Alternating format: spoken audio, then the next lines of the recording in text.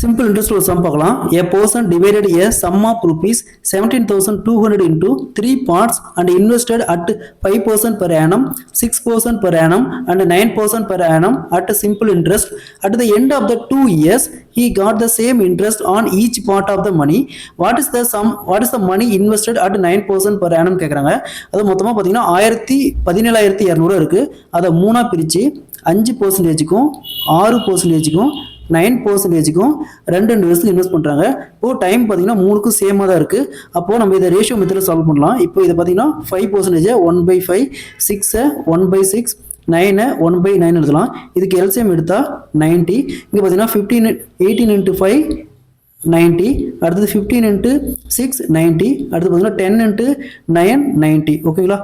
இப்போது இதை ஆட் பண்ணால் இந்த 43க்கு தான் 17,200 ரூபா. அப்போ ஒன் பார்ட், இது 43 பார்ட்டுக்கு 17,200 ரூபா. அப்போ ஒன் பார்ட்டுக்கு 400 ரூபா.